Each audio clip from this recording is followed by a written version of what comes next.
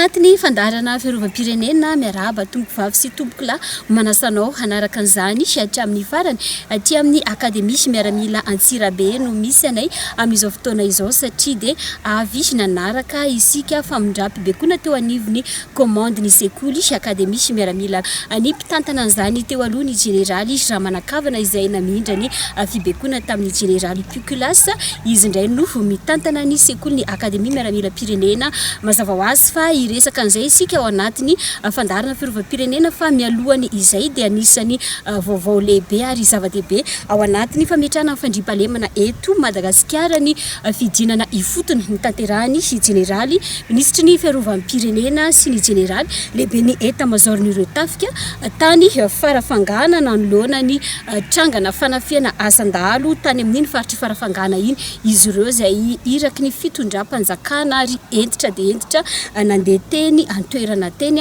nijery ny vahaolana aingana ny jamerenana amin'ny fandriampahalemana mba tsy ho lasa faritra mena indray ny faritry farafangana izay amin'ny antsipriany no hojerentsika ato anatiny tsisy fandarana Fiarovam Pirenena ity.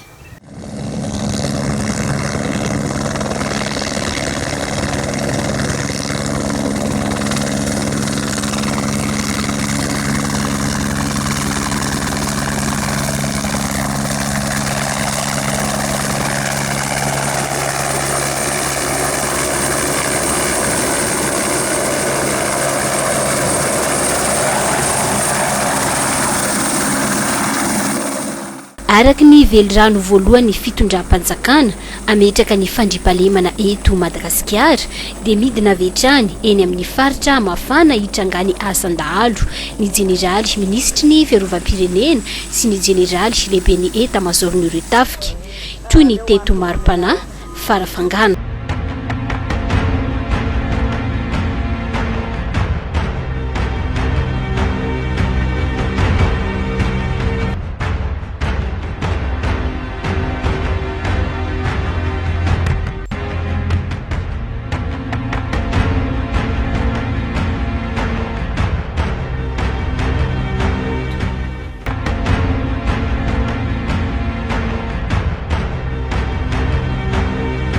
Abibina no nataon'ireo olon-dratsy nandroba ireo ponina sady nandoro fananana sy ny fotodrafitrasa maro. Tonga eto amin'ny fokotanin'ny maro-panahy zay districtny farafangana commune rurale ny Manambotra zay nidoran'ny dahalo nanaovana kasiparana ary tazantsika eto fa ny tranon'ny mpampianatra sy ny toeram-pampianarana ny sekoly no nidoran'ireo miaraka amina toeram-pivarotana samihafa zay akasiparana zay tsy azo ekena mihitsy ary anisan'ny nidinana aty amin'ny faritra tsy moatsanana ihany koa miaraka amin'ny tompon'andraikitra rehetra zay taritiny andriamatoa gouverneur sy ny préfet de région zany ka misy etsika tsy maintsy ataony mpitandro ny filaminana satria tsy azo ekena ny zavatra salam'izao fanindoroana fananan'olona fanimbana fotodrafitrasa zay ampianarana ny zaza malagasy ary fampiororoana malagasy zay raha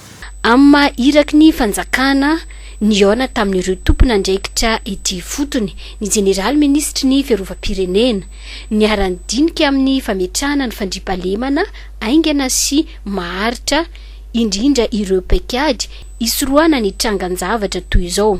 Maromaro ny zavatra nitapahana tao dia voalohany indrindra ny tokony akandro lehibena district ny andraikitra tandrify azy ireo amin'ny famerenana ny fandriampahalemana amin'ny faritra rehetra amin'ny district rehetra izay tandrofin'izy ireo. Toy izay koa ireo ben'ny tanàna rehetra, ben'ny tanàna amin'ny commune rurale ato amin'ny faritra atsimo antsanana ihany koa dia mifampiresaka tamin'izareo koa ny OMC ny faritra mba andraisan'izy ireo koa ny didy tandrify azy ireo satria indraindray dia betsaka ny disadisa-piarahamonina. Ny disadisa-piarahamonina dia ireo olom-boafidy ireo olona any amin'ny faritra any amin'ny commune tsirairay avy manana andraikitra mamerina ny fiarahamonina amin'ny laony satria ny mpitandro filaminana dia manampy fotsiny fa raha ohatra kosa ny any amin'ny fokotany tsirairay avy any mifanafika any amin'ny commune rurale tsirairay avy any mifanafika satria tsy misy ny fahaizana miaramonina sy mifanometanana tsy mifanaja malagasy sa malagasy dia ataoko fa zavatra tsy azo ekena zany ary manimba ny fitondrana amin'ireny toerana reny satria tsy afaka mandrindra ny fiarahamonina ny ray aman-dreny sy ny tompon'andraikitra tokony hiantsoroka an'izany. Iara-malala fa misy ihany koa ilay antsoina hoe kalony aty antoerana aty toy ny andro mahasopokon'olona manampy amin'ny fiambenana ao anatin'ny fiarovana ny tanàna. Mba hampirindra tsara n'izay fiambenana izay anefa indrindra fa taoriany zavatra nitranga taty maro-panahy dia nisy ny fepetranoraisina momba ireo kalony ireo.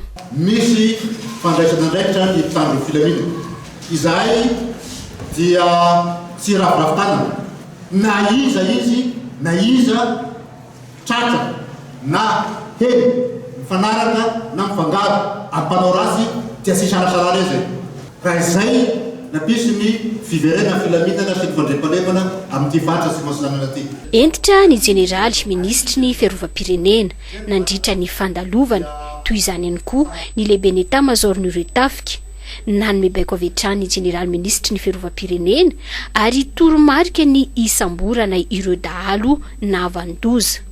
Atao arak'izany izay fomba rehetra azoana azy ireo. Atao izay isamborana azy ary atao aza lambo misy izay no baiko entitra nomena ny mpitandro filaminana izay tonga aty amin'ny ty faritra ty eo ambany fitarian'ny commandant ny groupement de gendarmerie zany. Zava-dehibe ho an'ireo mponina aty an-toerana ny fandalovana ireo tompon'andraikitra amin'ny fiarovana toy izao satria tena mafy ny manjoa azy ireo no ny afitsoko ny asan-dahalo toy izao.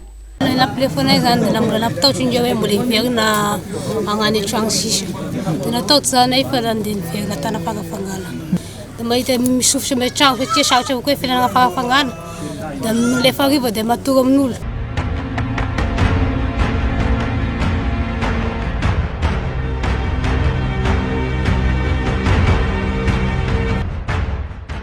Tokony eo amin'ny asasakadiny teo tonga dia nirodorodo latagna zasy indreo da avy amin'ity zany tifirina amin'ireny da nilefa amin'izay zasy amin'agny efa nagnano ny asa boza amin'izay da nagnano sitrapony zasy indreo namaky tragno sy nandory teto. Nanatanteraka avy hatrany noho izany ny baiko ny jeneraly lehibe ny état-major-n'ireo tafika izay nanome toromarika ireo miaramila eo ambany fehezany amerina aingana ny fandriampahalemana aty an-toerana indrindra amin'iraka izay omena azy ireo.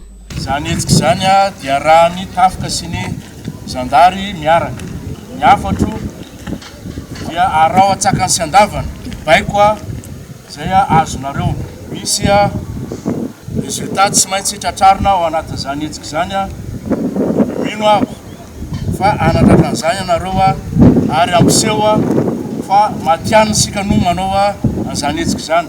Ankoatra ny vahaolana amin'ny famerenana malaky ny fandriampahalemana aty amin'ny faritry farafangana izay dia tsy nijery fotsiny ireo niarambona ihany koa ny jeneraly ministry ny Fiarovam-pirenena fa nanolotra vary sy lelavola mba ahafahan'izy ireo miaina vonjimaika ny fiainany andavanandro.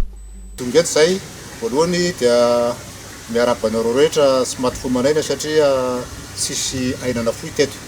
Ka dia misy sirambony tanana ty noetiny fitondram-panjakana satria hitanay ny ary aminareo reo fa dia may ny vary sisy may ny so sahirana anareo dia misy vary kelikely ora tolotra anareo izao no vao sirambony tanana fa mbola misy hoavy manaraka avy amin'ny BNGRC dia misy so maromaro misy koveta misy zinga mba ho ampiasainareo. Dia misaotrany Andriamatoa Pirenena zany amin'izao sy fahadognasana anay izao fa agnaty isany vahoaka anatikotra ary sy nomeny lamosy fa dia nitoetika aminay ity anareo fa andika koa anareo manodidy miaraka aminazy dia misaotra besaky anareo koa zay fa nanome ty la taminareo tonga iahy totoa efa lasa daholo aby efa sisy mipetraka tetoa kaiky zany mandevasa anareo miaramila zay dia misaotra besaka reo mitafiraka raha ohatra ngambany mpambolantsika naty ngamba zay raha ohatra ka ny babena anareo zao dia babena lamosina teo dia tatovina dia akoaraka voalala zany dia misaotra besaka rô. Miainga avy eo anivo ny mpitandro filaminana sy ireo tompon'andraikitry ny fiarovana ny fametrahana ny fandriampahalemana eto Madagasikara.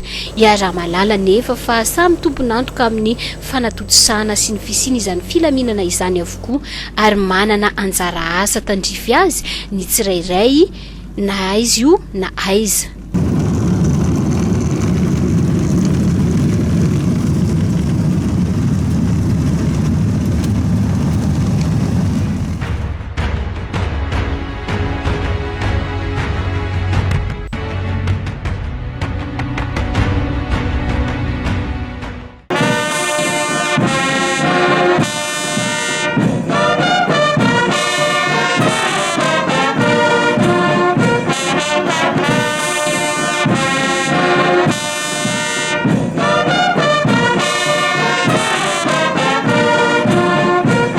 Araky ny filan-kevitry ny minisitra ny 4 aogositra 2024 voatendro komandy ny Akademia Miaramila Antsirabe ny Generaly Piculas de Mosten ny solo ny Generaly Ramanankavana José komandy teo aloha.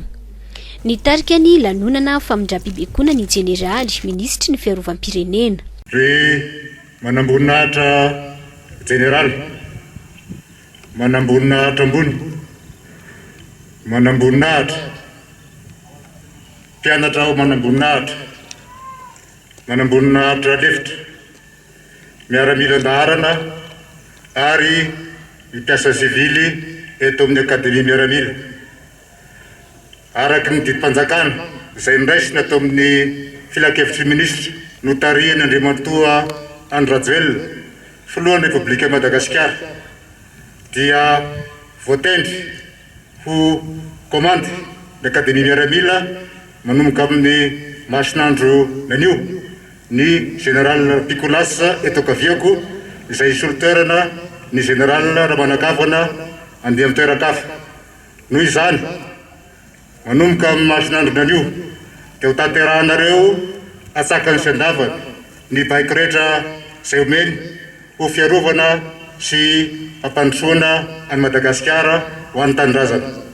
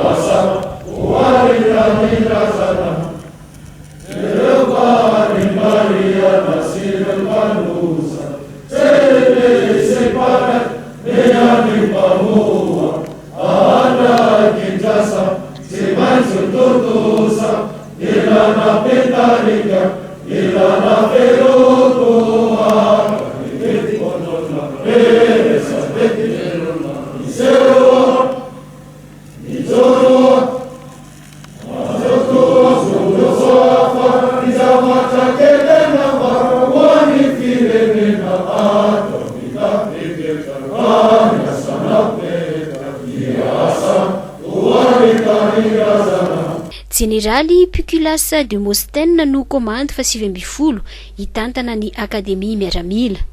Mazava ho azy fa manana anjara andraikitra lehibe amin'ny fandavorariana sy fanofanana ary fanabeazana ireo mpianatra ao manamboninahitra ny komandy ny sekoly toy izao.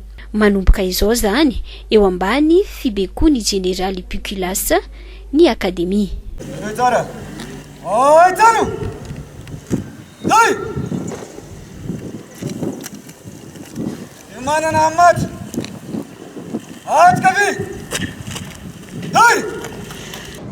Amalanonana aramiaramila faranana tamin'ny matso no tarihan'ny komandy ny sekoly vaovao.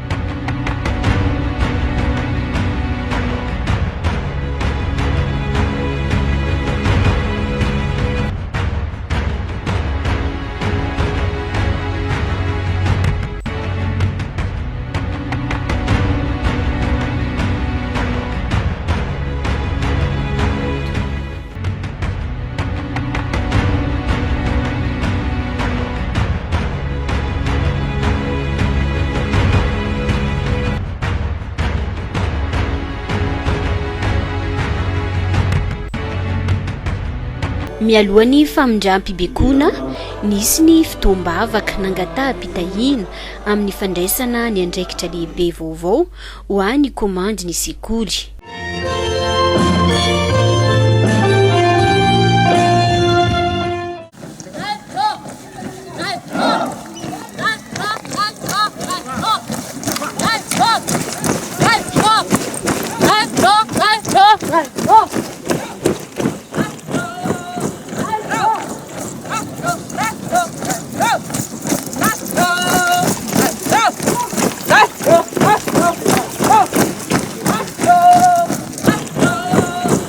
Farany andeo fataritsika misy kokoa iza moa Generaly Piculas de Mosten komandy ny akademia miaramila vaovao. Ny 12 aprily 1709 no teraka tany Mainty rano i Generaly Piculas manambady sy mananjanaka telo mianadahy. Niditra teo anivo ny sekoly miaramila Pirenena tamin'ny taona 1979 andria ny fanavaozana. Ny taona 1979 kosa nahazo ny brevet parachutiste. Ny taona 1979 nivoaka teo anivo ny Akademia Miaramila, nisalotra ny anarana Général de Division Jules Andriamahazo andriany faharoapolo. Maro ny andraikitra efa nosahan'ny Generaly Piculas teo anivon'ny tafika malagasy tamin'ny toerana maro samihafa ihany koa. Ny 2 Oktobra 2022 nahazo ny galona Général de Brigade izy. Ny 3 Novambra 2022 voatendry ho commandant de brigade multimission numéro 3 na ny BMM 3 tany amin'ny faritra Androy sy Anosy. Ny 7 Novambra 2022 ihany lasa talian'ny hetsika manokana ny adina tamin'ny Kere. Manahoana ary ny fahitany General Piculas ny andraikitra vaovao raisiny amin'izao fotoana izao. Tsy fanindrifinjavatra fa fandaminana zay hitany lehibe isany ambaratonga ary ampanetretena no andraisako an'izany sekoly ambony tafika malagasy zany ny any Foloandahy manontolo. Ny vao miresaka an'izany Akademia Miaramila zany de adidy sy andraikitra satria tanora avy amin'ny lafivalonyosy misy avy any ivelany no hofanina eto. Toy ireo lehibe rehetra efa nifandimby nanome aina sy nanandratra ny sekoly, manana ny fanambiny ihany koa ny Generaly komandy ny sekoly vaovao. Ny maha-sekoly ambony azy de fantoka manokana amin'ny resaka fiofanana ary famolavolanan'ireo tanora, indrindrindrindra ny tanora malagasy mba hifamaly amin'ny filany firenena amin'izao vanim-potoana izao zany ny vokatra zay hoezahana voaka ato amin'ity Akademia Miaramila ity. Vao miresaka ny Akademia Miaramila moa zany de misy ny fomba amam-panao ato sy ny formation na ny fampianarana zay mifanandrify amin'izay. De reo roa reo zany no tena ifatoany zavatra ho atao ato amin'ity Akademia Miaramila ity. Mitady zavatra tsara itsika dia mitady fiafina, mitady fikirizana ao anatin'izay. Manana lasitra sy tompona andraikitra afaka mitondra zany fanofanana zany ny Akademia Miaramila. De eto zany no iantsona ny tanora ny zatovo rehetra lahy sy vavy zay liana amin'izany mba hiomana koa satria tsy izay mahazatra antsika avy any ivelany no entina makato amin'ny sekoly fa ny fanofanana zay omanin'ny sekoly no entina voaka amin'ity sekoly ty ihany rahatra zay ka tonga manam-boninahitra. Tsy ny fanofanana mpianatra ihany fa fampandehanana ny akademia amin'ny ankapobeny izay manana anjara andraikitra ihany koa ao anatin'ny iraky ny tafika malagasy no itondrany Generaly Piculas erijika vaovao. Ao voalohany indrindra mandray anjara feno ny Akademia Miaramila amin'ny resaka fitandrovana ny fandriam-pahalemana ato amin'ny faritra. Eny mivoaka kely ny faritra koa raha zany ato amin'ny faritry Vakinakaratra amin'ny alalan'ny bataillon OPS zay miaramila feno amperinasany ao zay mbola ambany fiadidianay de miara-miasa tanteraka amin'ny polisy gendarme, miara-miasa amin'ny eo anivon'ny OMC mba hitandrovana ny fandriam-pahalemana na an-tanàna na ambanivohitra. Ao faharoa manaraka an'izany ao anatin'izay ny fampianarana zay niresahana teo zay tsy maintsy hifotorana ary anaovana karazana fanavaozana misimisy zany mba hamaly mandrakariva zany filany firenena hoe manam-boninahitra vonina azo hoentina hiatrika ny sehatra samihafa ambana samihafa eto amin'ny firenentsika. Ao anatiny fanavaozana ndrafitry ny tafika malagasy atao mifanaraka amin'izay ihany koa ny fanofanana ireo mpianatra manam-boninahitra entitra ny fanaraha-maso amin'ny ady amin'ny kolikoly. Efa misy samihafa moa zany ny fomba maro samihafa hoentina miady an'izay isan'ny ambaratongany na antrany amboalohany zany na eny amin'ny voany rehetra eny mandra-pahatonga ny tanora na ny zatovitsika ty amin'ny sekoly. Efa misy zavatra samihafa zay apetraka. Miara-miasa koa ny sekoly amin'ny bianco, miara-miasa amin'ny sampana samihafa mba hiadiana amin'izany mba zavatra madio tanteraka no raisiny sekoly. Manao antsoavo sahady ho an'izay tanora malagasy liana hiditra aty amin'ny Akademia Miaramila mba hiomana ara-tsaina ara-batana mba hahafahana miatrika an'izany fampianarana zany ary misy lasitra tsy maintsy andrendrehana tanehana arendrika tefena diovina zay vao tonga am'izany hoe manamboninahitra izany de miomana am'izany ny tanora zay liana amin'ny hiditra tia fa tsy ho tonga tia zay vao taitra na tonga tia indray vao hitsoka andaharana de somary mahakivy sy mahamenatra ihany zay.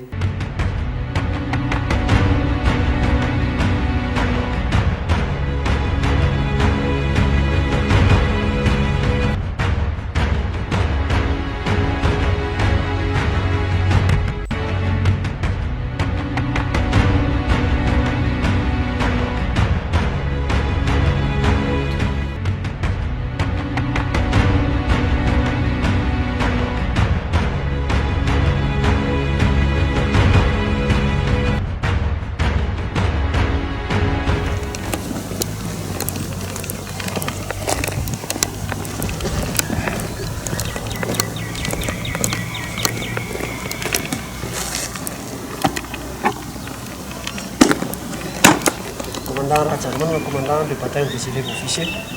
Bataillon des élèves officiers, effectif réalisé 128, absent 2, présent 126, disponible 3, sur le rang 125. Introduisera.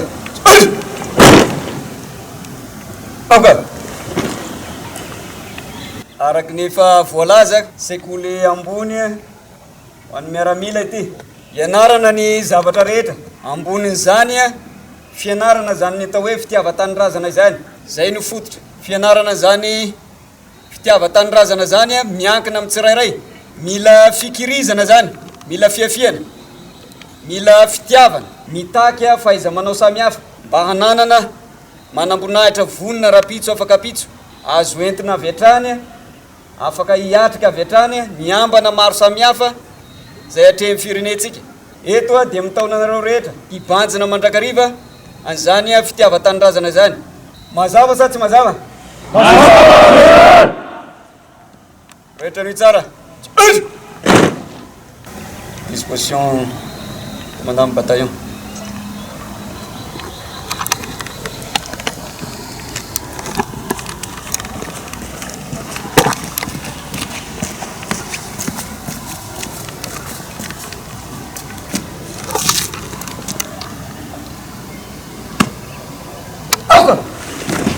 Yes!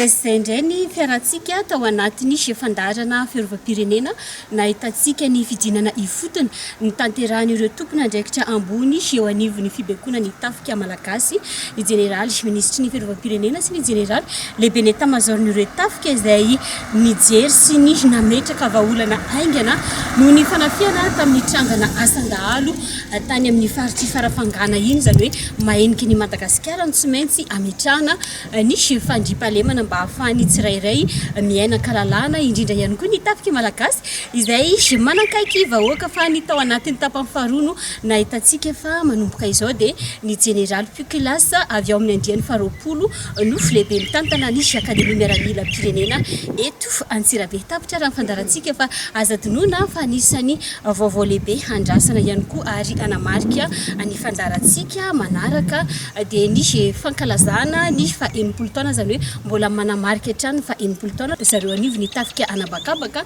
dia isy ihany koa hetsika angezabe mitanteran'izy ireo izay manana andraikitra lehibe ihany koa ao anatin'ny fampandrimana fahalemana eto Madagasikara. Veloma marany ha manaraka indray.